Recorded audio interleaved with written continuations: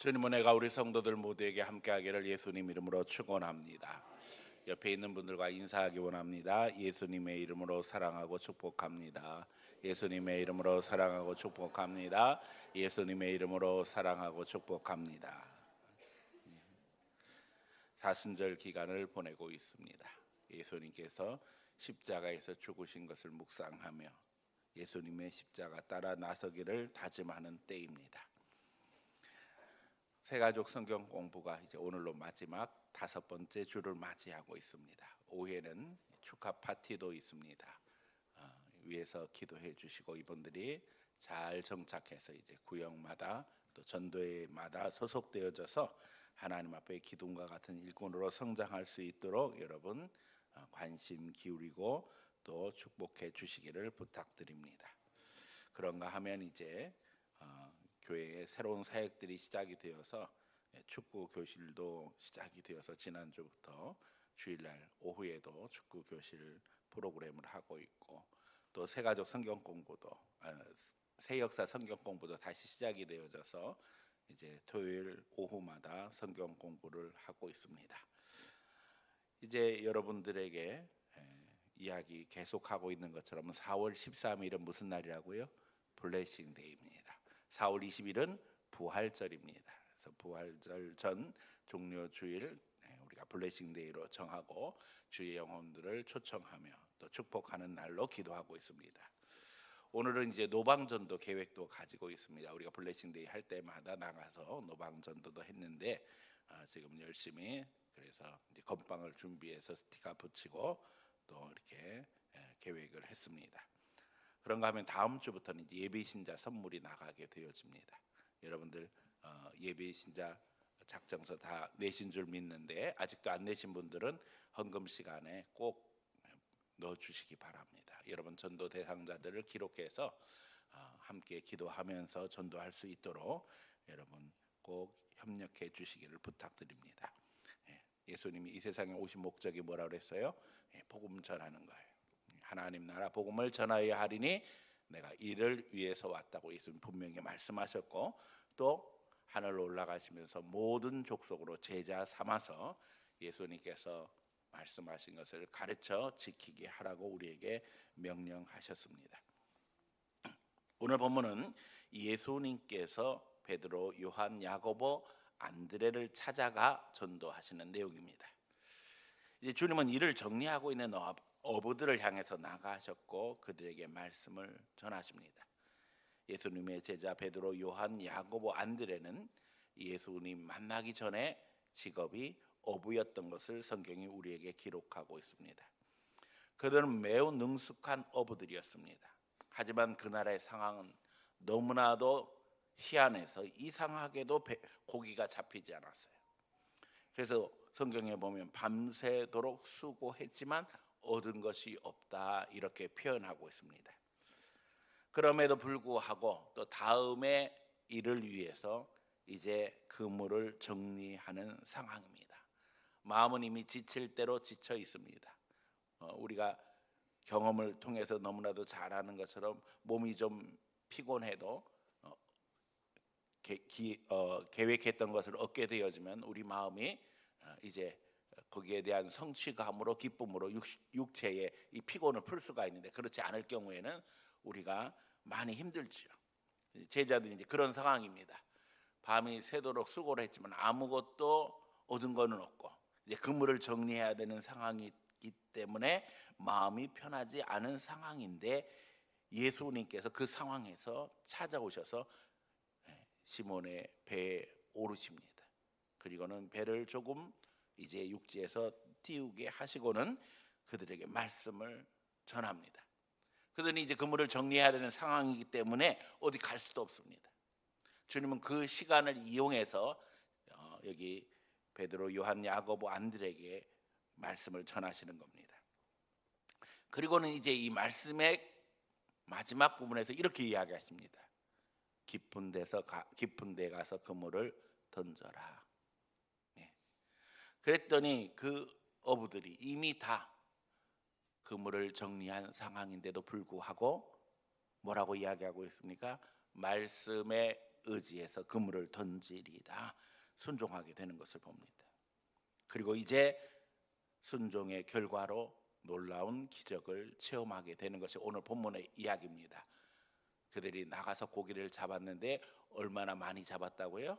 배가 잠길 만큼, 그물이 찢어져서 친구를 부르게 되어지고 두 배가 잠길 만큼 많이 잡았다는 겁니다.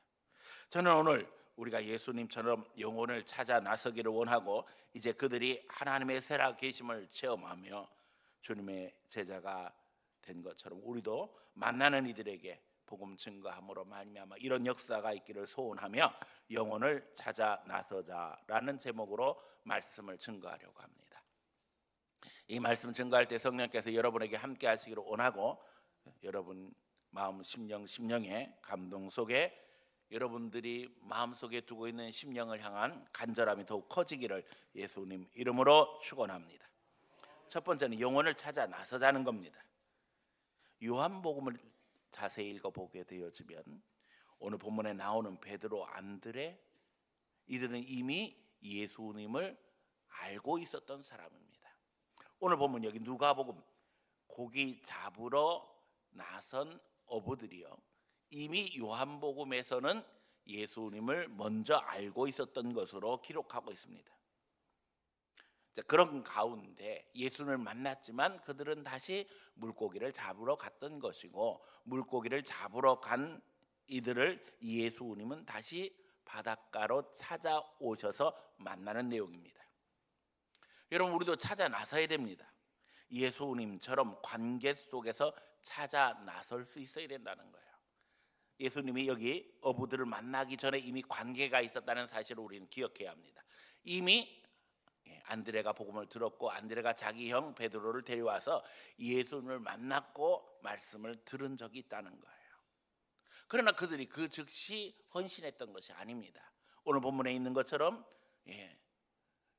주님께서 물고기 잡는 것을 통해서 많은 물고기를 낚게 하심으로 말미암아 그들이 예수님이 누구신지를 다시 한번 확인하고 예수님이 뭐라고 말씀하셔요? 이제 네가 사람을 취하리라 말씀하심으로 말미암아 주님과 함께하는 제자로 서게 되는 것을 보게 되었습니다. 우리가 만난 영혼 중에 잃어버린 영혼들을 찾아야 됩니다. 소외된 영혼들을 찾아야 합니다. 세상을 향해 가버린 영혼들을 찾아야 합니다. 낙심한 영혼들을 찾아야 합니다. 우리는 찾아가고 또 찾아가며 부르고 또 불러야만 합니다. 우리가 수요일 예배 시간에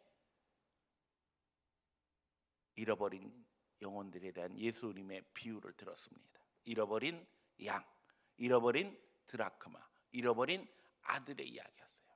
찾으니까 어떻게 돼요? 찾게 되어집니다.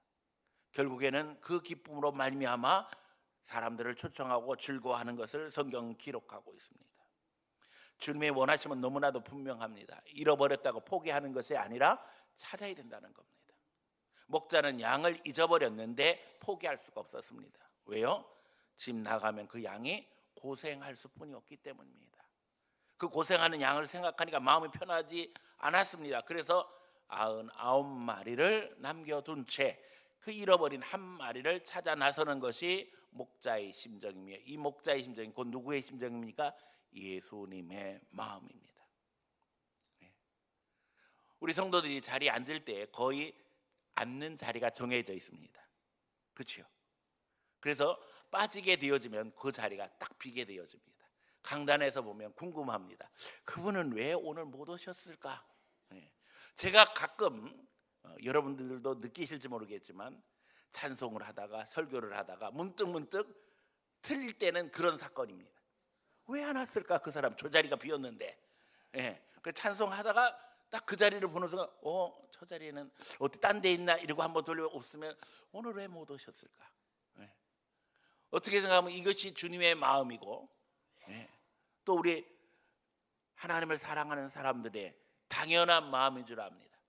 잃어버린 양을 포기할 수 없었다는 거예요. 잃어버린 드라크마에 대해서도 이야기했습니다. 이건 그냥 돈이 아니라고 그랬어요.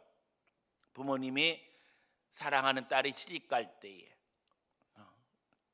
그야말로 네가 꼭 필요할 때 비상금으로 써라 하고 준 돈이기 때문에 평생 그 돈을 쓰지 못하고 매일 그 돈을 꺼내보면서 뭘 느끼는 거예요? 부모님의 사랑을 느끼면서 어떻게든지 내가 어렵고 힘들지만 인생을 살아가면서 부모님을 마음 아프게 하지 말고 행복하게 살아야 되겠다는 다짐을 하는 돈이에요. 근데 그 돈을 잊어버렸어요. 네. 포기할 수 있어요, 없어요? 포기할 수 없었다는 거예요. 네. 우리 장로님이 지난주에 핸드폰을 잊어버리셨습니다. 온 교회가 다 난리 났습니다. 그거 찾느냐고. 찾았을까요, 못 찾았을까요? 찾았습니다. 네. 찾으려고 애쓰면 찾게 돼 있어요. 또 잃어버린 아들의 이야기가 나옵니다. 다른 것도 아니고 아들이 나가버렸어요. 포기할 수 있어요, 없어요? 없어요. 그게 주님의 심정이라는 거예요. 여러분, 찾아야 합니다. 내 가족 중에 신앙생활 하다가 쉬고 있는 아들이 있고 딸이 있고 형제가 있고 부모가 있고 있지요. 어떻게 해야 돼요? 찾아내야 합니다. 찾아서 자기 자리에 다시 세워야 합니다. 우리는 교회에 한 번 나오는 것이 너무나 중요하다는 것을 알고 있습니다. 처음 발걸음 뛰기가 쉽지 않습니다.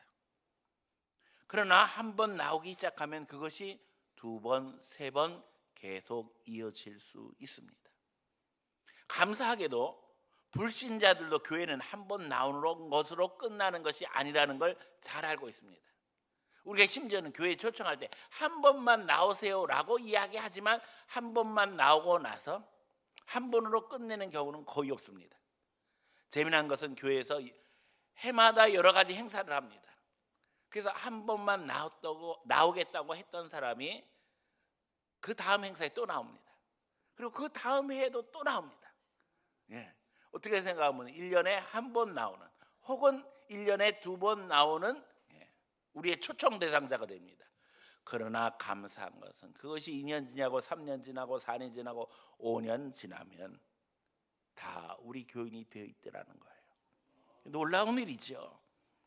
하나님은 한 영혼 한 영혼을 귀히 여기시며 오늘도 찾고 계십니다. 그래서 한 번 나오는 것도 너무 중요한 거예요. 여기서 우리는 관계를 정립하는 것이 중요하다는 것을 알아야 합니다. 제자들은 그물을 정리하고 있었습니다. 그물이 영어로 네트입니다. 요즘 우리 시대처럼 네트워크를 중요히 강조하고 있는 세상은 없습니다. 인간관계가 그물처럼 만들어질 때에, 다시 말하면 이 네트워크가 잘 형성되어질 때 우리가 영혼을 하나님 앞에 인도하는 사역에 힘을 얻게 되어진다는 겁니다. 가족, 친구, 동료, 이웃 다 인간관계 속에 있습니다. 학자들은 이야기합니다. 우리가 일주일 동안 평균 살아가면서 꼭 필요해서 만나는 사람이 30명 정도는 된다는 겁니다. 우리는 그 관계를 더욱 촘촘하게 만들어야 합니다. 혼자 전도하려고 하지 말고 동역자를 구하고 이제 함께 기도하고 함께 초청하자는 겁니다. 본문에 보면 순종하고 나갈 때 그물이 찢어질 정도가 되었습니다. 배가 가득하게 되었습니다. 그래서 어떻게 했어요? 친구를 부르게 되어집니다. 교회 사역 중 많은 부분은 관계를 만드는 데 집중하게 되어집니다. 문화센터 모든 프로그램이 마찬가지입니다. 축구 교실을 하는 이유도 마찬가지입니다. 아이들이 교회에 와서 선생님과 친구들과 관계를 만들게 하고 또 심지어는 그 부모들까지도 하나님 앞에 나올 수 있도록 우리가 관계를 만들어 주는 것입니다. 또 어린이 돌봄을 하고 있습니다. 어린이 돌봄 중에 많은 아이들이 우리 교회에 출석하지 않는 아이들이고 그 뒤에는 그 부모들이 있습니다. 새로운 사람을 만나서 하나님 앞에 인도하기 위해서 사역의 폭을 넓혀가고 관심을 기울이고 영혼을 찾는 데에 우리가 헌신하고 있는 것입니다. 여러분, 어부가 낚시로 고기를 잡아서는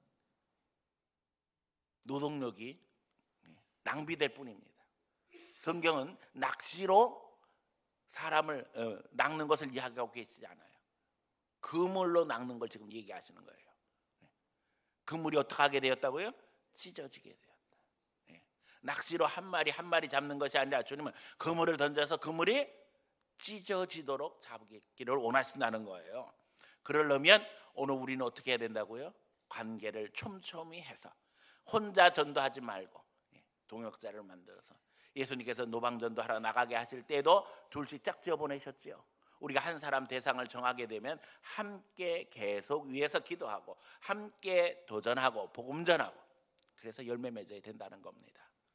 그래서 우리가 구역 예배 추청하는 것도 중요하고 또 우리가 평소에 만나는 것도 중요하고 그들을 하나님 앞에 인도할 기회를 얻어야 된다는 겁니다. 이런 사역에 있어서 주도권을 갖고 전도하는 관계가 되어야 합니다. 제자들은 그물을 뭐 하고 있었어요? 정리하고 있었어요. 정리한다는 건 뭐예요? 다듬고 있는 거예요. 끊어진 부분이 있으면 다시 이어야 돼요. 그렇죠? 망가진 부분 고쳐야 되는 거예요. 그렇게 되어질 때 그물이 제대로 역할을 하는 거죠. 찢어졌는데 그냥 둘둘둘 말아서 내일 던지면 되지. 그러면 그 다음날 고기를 제대로 잡을 수 있어요? 없어요? 없습니다. 늘 항상 우리가 때를 얻든지 못 얻든지 전도해야 되는데 잊어버리지 말아야 될 것은 우리의 관계 속에서 항상 예수님의 사랑이 증거되고 예수님의 향기가 날 수 있도록 우리가 우리의 관계를 점검함으로 말미암아 삶 속에서 하나님의 영광을 드러내는 그리스도인이 되어야 한다는 것입니다. 문화센터가 그저 장소로 빌려주는 수준에서 끝나서는 안 됩니다. 우리가 이제 강사가 모자라니까 강사를 외부에서 모셔오게 됩니다. 또 수강하는 학생들이 또 외부에서 옵니다. 그분들이 어린아이일 수도 있고 어른일 수도 있습니다. 그럼 그냥 장소만 빌려주는 상태로 끝나는 거예요. 그러면 의미가 없는 거예요. 중요한 것은 그 모임 속에 누군가가 들어가서 우리가 강사가 될 수 없다면 총무가 되어져서 혹은 그 가운데 중심 인물이 되어서 그들을 하나님 앞에 인도할 수 있는 관계 형성을 해 나가는 것이 너무나도 중요하다는 겁니다. 사실 우리가 이제 문화 사역을 하는 이유는 그겁니다. 관계를 만들고 그 가운데서 새로운 사람들을 찾아내고 그들을 하나님 앞에 인도하기 위한 것입니다. 인간 관계에서 다른 사람들을 인정해주고 또 목적으로 대하고 격려하는 것은 너무나도 중요합니다. 사람이 마음의 문을 열 수 있도록 도와주는 전도자가 되어야 합니다. 강제로 끌어다가 앉혀놓는 게 중요한 것이 아니라 마음의 문을 열 수 있어야 된다는 겁니다. 과거에는 사장님이요 예수 믿는다고 해서 너 예수 믿어, 너 우리 직장 다니는 동안에 직장 제대로 다니려면 나하고 같이 교회 나와야 돼. 그러면 따라 나왔어요. 근데 요즘은 그렇게 되면 어떻게 됩니까? 신고합니다. 노동청에. 이게 현실이 되었어요. 옛날과 같이 할 수 없다는 거예요. 이제는 어떻게 해야 돼요? 마음의 문을 열 줄 알아야 된다는 거예요. 그래서 제가 그런 얘기합니다. 전도할 수 있으면 세상에 못할 게 없다. 전도가 시작이라는 거예요. 훈련이라는 거예요. 사람들의 마음을 열고 마음을 얻을 수 있다면 우리가 세상에서 못할 일이 어디 있겠어요? 그렇잖아요.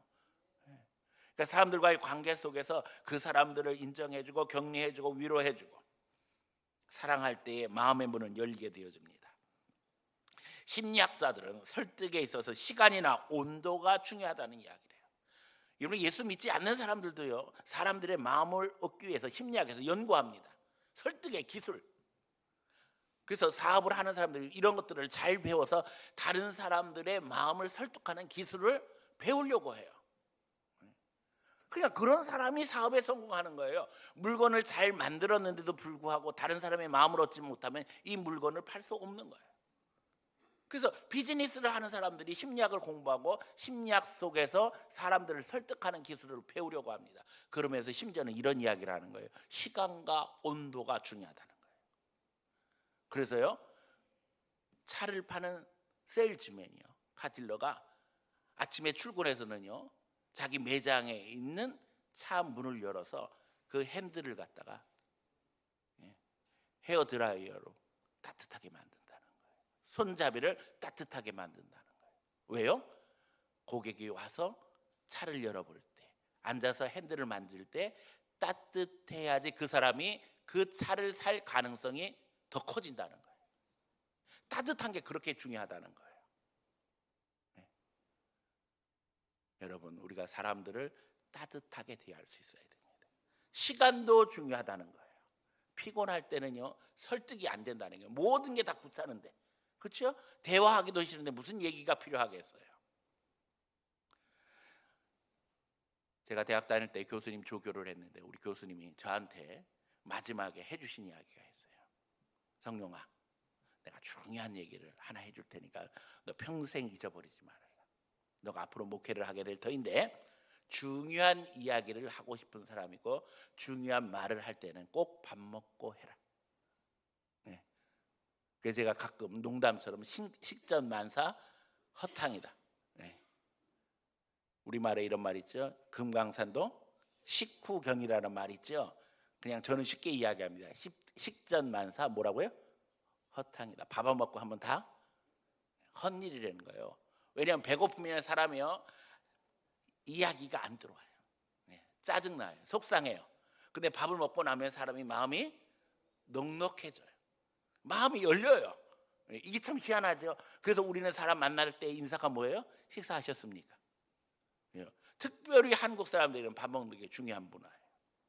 근데 예수님도 그렇게 하셨단 말이에요. 사람들이 모이면 함께 식사해요. 그래서 예수님 모인 곳은 날마다 잔치와 같았어요. 예수님은 제자가 몇 명이에요? 12명이나 돼요.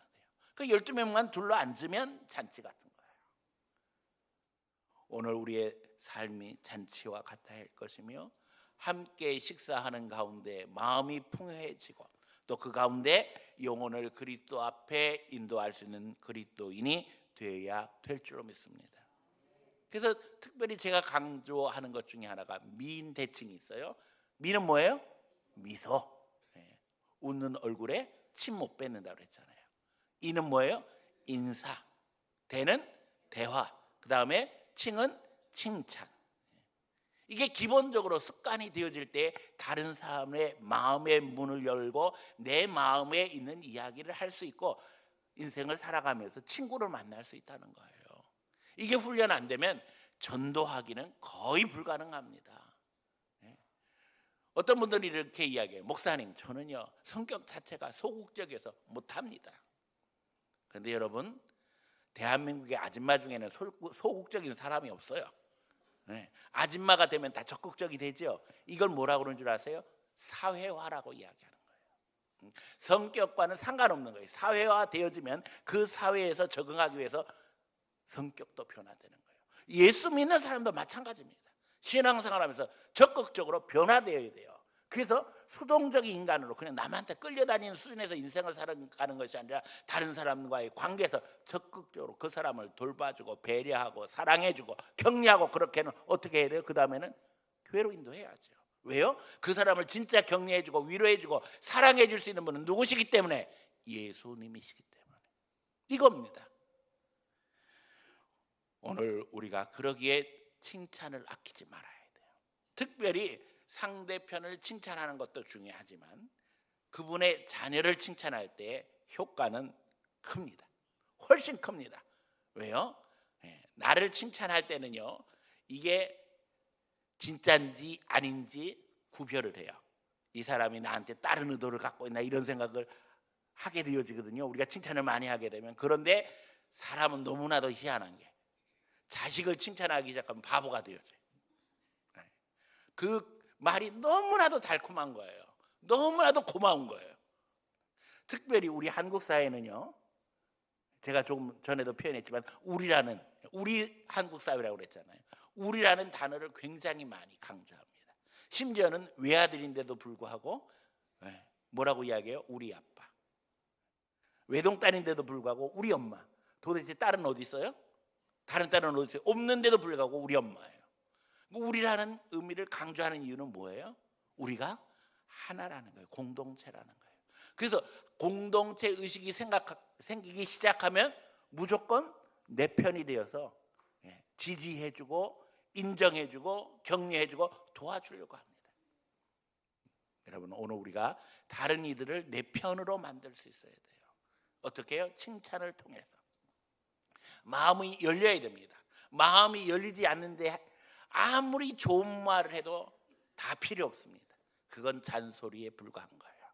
아무리 좋은 말, 내가 꼭 필요해서 하는 말이지만 그 사람의 마음의 문이 열리지 않으면 그건 잔소리에 불과한 거예요. 그러면은 그 사람이 그 말을 듣고 변화가 일어나겠어요? 절대 안 일어납니다. 이렇게 말하죠. 좋은 말도 10번 하면 싫은데 왜 계속 똑같은 말 하세요? 잔소리 하지 마세요. 나도 다 알아요. 어떤 사람이 이렇게 이야기합니다. 세상에 제일 미운 사람이 어떤 사람이라고요? 정확하게 내 잘못을 지적하는 사람이 제일 밉다는 거예요. 나도 알아요. 근데 안 고쳐지는데 그 얘기를 계속하는 거예요. 그래 너무 화가 나는 거예요. 여러분, 인정해주고 격려해주고 칭찬해주고 사랑해줘서 어떻게 해야 된다고요? 마음의 문을 열어야 돼요.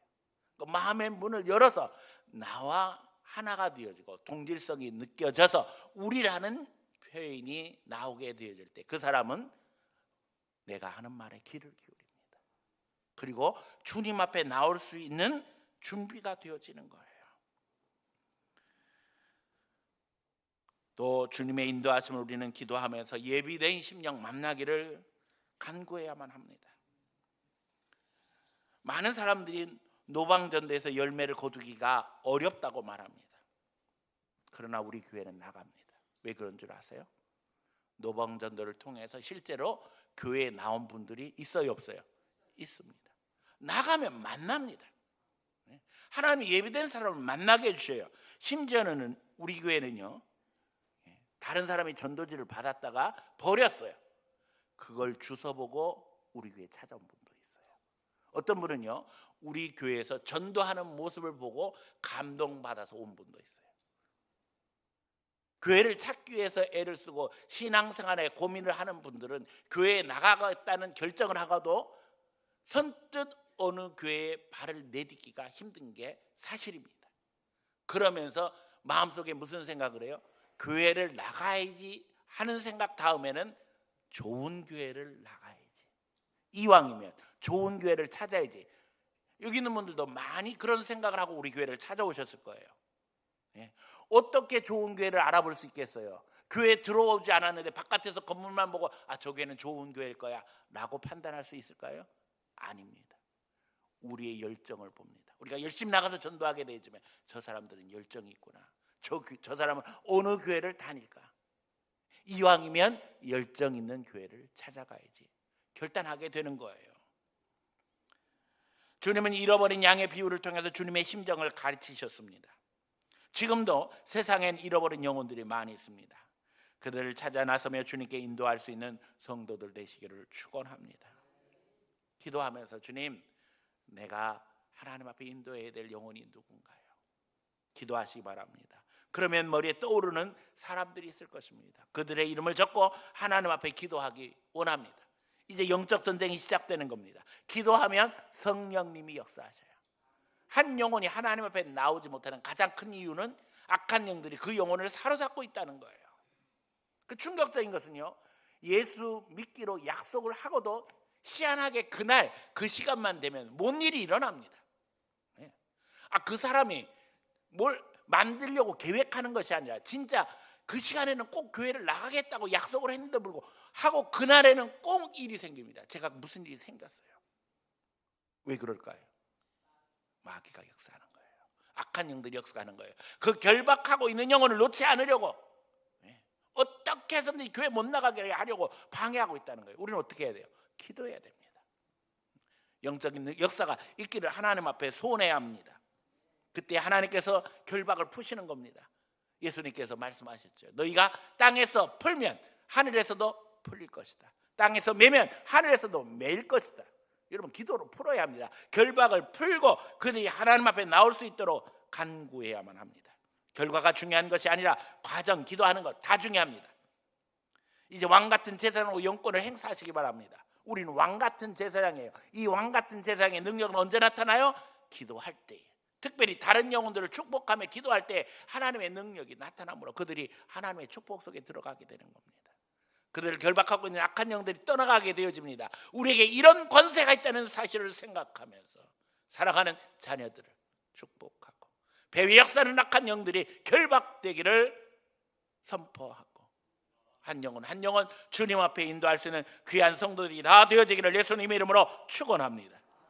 두 번째는 말씀 사역 속에서 도전하자는 겁니다. 예수님은 지난밤 아무것도 잡지 못하는 어부들에게 그들이 그물을 정리하고 있을 때 시간을 얻으사 배를 육지에서 조금 떼게 하시고 말씀을 증가하십니다. 그들은 움직일 수가 없었습니다. 그물을 정리해야 되기 때문에 그 자리를 뜰 수가 없었습니다. 그런데 그 상황에서 주님은 깊은 곳에 가라고 도전하십니다. 우리도 말씀을 전하는 심정으로 주의 영혼들에게 복음을 이야기해야 합니다. 기도하면서 인도하심 받는 가운데 말씀을 전하시기 바랍니다. 그러므로 전도하는 자들은 평소에 늘 말씀으로 하나님 앞에 기도하고 도전받아야 합니다. 그 도전을 전하는 것이 전도입니다. 하나님을 향한 도전의 기회를 얻게 될 것입니다. 기회를 놓치지 말기 바랍니다. 피할 수 없는, 거부할 수 없는 도전을 우리도 할 수 있어야 합니다. 여기 베드로, 요한, 야고보, 안드레는요 그 자리를 피할 수가 없었다니까요. 제자들은 어디로 갈 수가 없었습니다. 예수님은 기회를 활용하셨습니다. 여러분, 우리도 기회를 만들고 하나님 앞에 기도해야 합니다. 어머니를 전도하신 여전도사님이 계셨어요. 우리가 이제 교회에 나오게 된 것은, 저희는 이미 말씀드렸지만 어머니 아버지가 다 목사님이셨는데 결혼식은 어디서 했다고요? 절에서 했어요.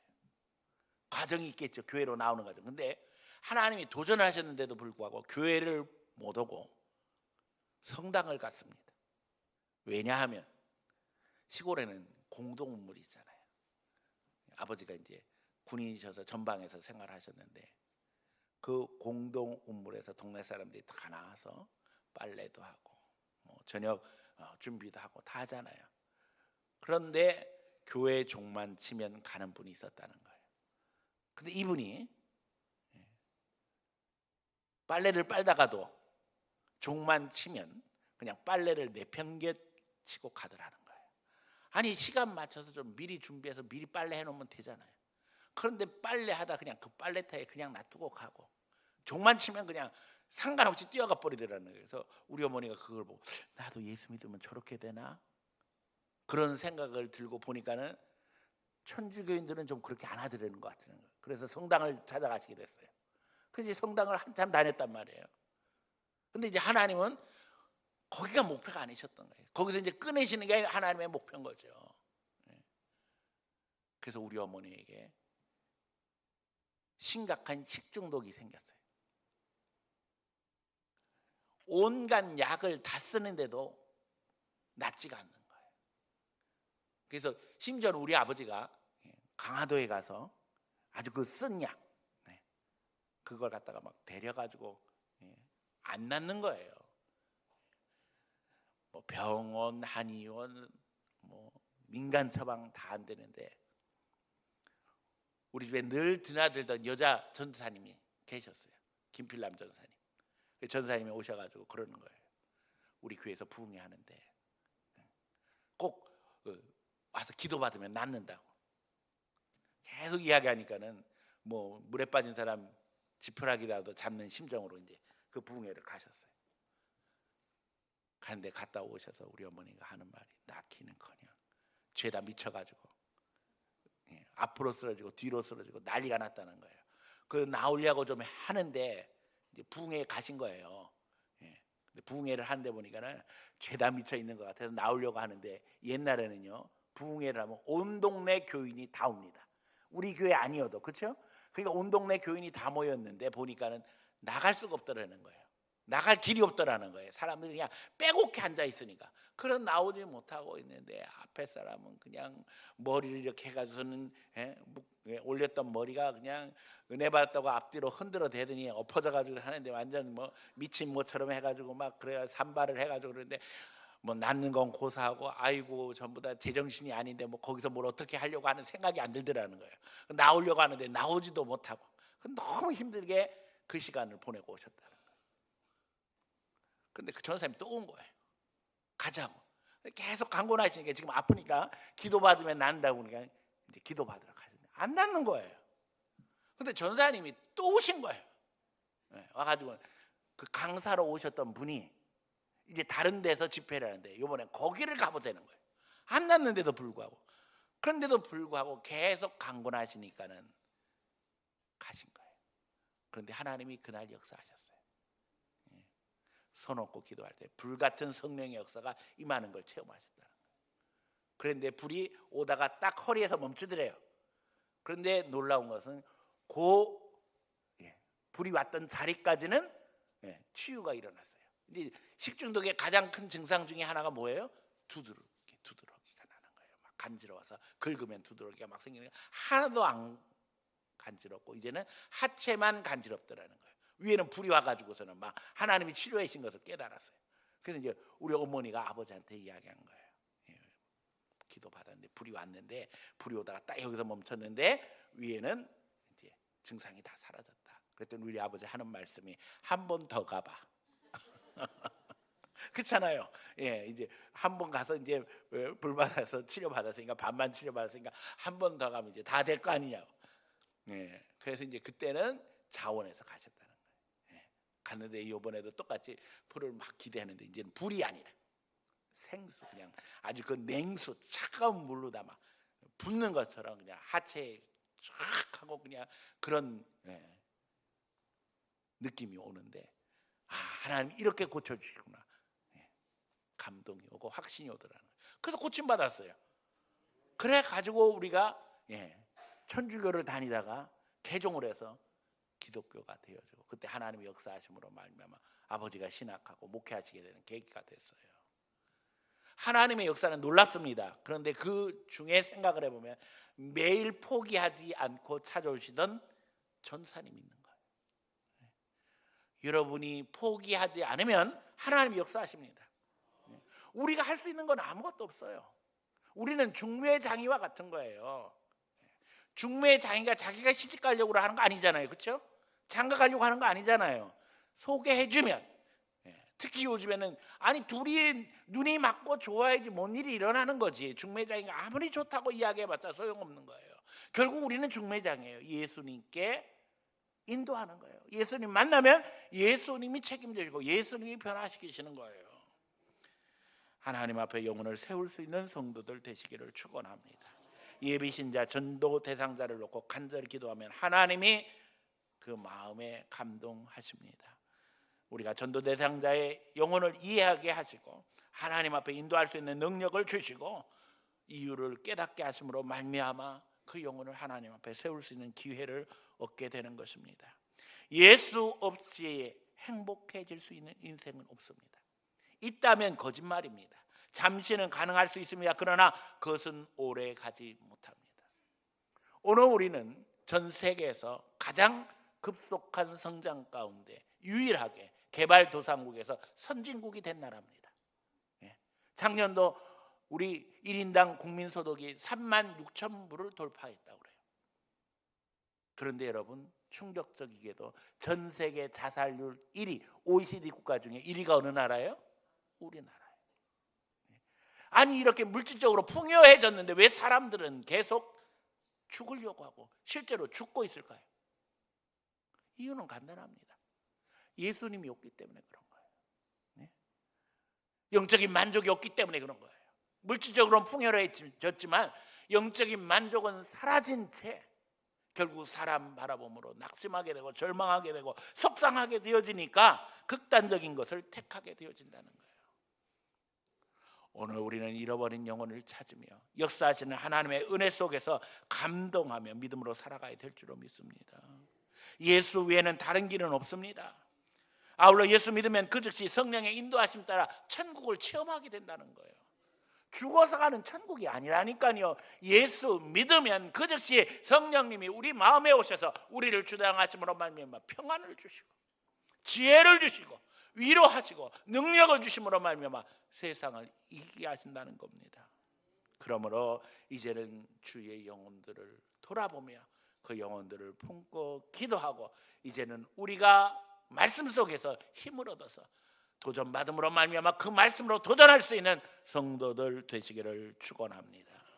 세 번째는 깊은 영적 단계에 나아가자는 겁니다. 이제 예수님을 만난 베드로, 안드레, 야고보, 요한은 만선의 기쁨을 누리게 되어집니다. 배가 잠길 정도가 되었습니다. 그런데 그것이 끝이 아닙니다. 그들은 이제 역사의 주인공이신 예수님 앞에 죄인됨을 고백하게 되어집니다. 베드로는 깨달았습니다. 이분이 보통 분이 아니구나. 그는 이분이 하나님이 보내신 하나님의 종이라는 걸 알았습니다. 그래서 무릎 꿇고 회개합니다. 나는 죄인입니다. 나는 당신을 감당할 수 없습니다. 오병이어의 역사를 체험한 많은 사람들이 예수님을 왕으로 삼으려고 했다는 사실을 우리는 너무나도 잘 알고 있습니다. 왜요? 예수님이 왕 되시면 먹는 문제 해결되잖아요. 네? 날마다 배불리 먹여주실 텐데 그분이 왕이 되신다면 얼마나 행복하겠어요. 그런데 예수님의 계획은 그 정도가 아니라니까요. 주님은 분명히 우리의 문제를 해결해 주시는 분입니다. 오늘도 우리를 치유하시는 분이시고요, 우리 사업의 문제를 해결해 주실 수 있고, 진로의 문제를 해결해 주실 수 있고, 심지어는 우리 부자 되게 하실 수 있습니다. 그런데 그 정도의 수준에서 신앙이 끝이 아니라는 거예요. 죽어서 가는 천국이 끝이 아니라는 거예요. 주님은 우리가 예수 그리스도를 만남으로 말미암아 더 깊은 영적 단계에 들어감으로 우리 영혼이 회복되어져 하나님과의 관계 속에서 감격적인 인생을 살며 주님과 동행하는 기쁨을 누리길 원하고 계십니다. 우리가 단지 먹고 살기 위해서 산다면 짐승과 다를 게 뭐가 있겠습니까? 주님을 만나는 어부들은 영적 단계에 이르게 된 것입니다. 그들은 이제 주님을 향해 사람을 낚는 어부가 될 것이라는 말씀을 듣게 되어집니다. 그들은 모든 것을 버려두고 주님을 따르게 되어집니다. 전하는 자가 없이 어찌 들을 수 있겠습니까? 주님은 오늘도 우리가 주님의 입이 되어 천국을 이야기하며 주님께 영혼을 초청하기를 원하고 계십니다. 여러분, 주의 영혼들을 다시 한번 점검하면서 내가 만나는 사람들 가운데 복음을 심을 수 있는 성도들 되시기를 축원합니다. 그리고 이제 그 심어진 씨앗 속에 추수할 수 있는 성도들 되시기를 예수님의 이름으로 축원합니다.